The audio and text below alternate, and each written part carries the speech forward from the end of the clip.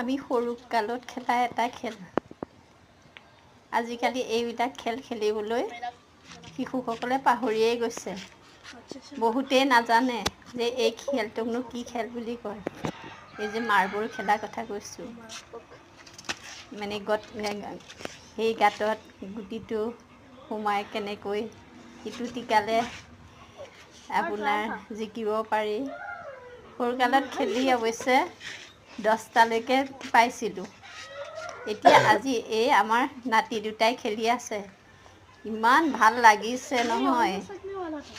এক নষ্টালজিয়া হৈ পৰিলোঁ সেয়ে ভাবিলোঁ এই নাতি দুটাৰ ভিডিঅ' এটাকে বনাই থওঁ যিহেতু আজিকালি ল'ৰা ছোৱালীয়ে মাৰ্বল গুটি কি চিনিয়েই নাপায় ইমান ধুনীয়া খেল চাওকচোন আৰু এই খেলটোৰ পৰা আচলতে শিশুসকলৰ মানসিক আৰু সূক্ষ্ম মাংসপেশীৰ বিকাশো হয় এয়া আঙুলিয়ে তেওঁলোকে গত কৰি যি খেলিছে বহুত ভাল লাগিছে চাওকচোন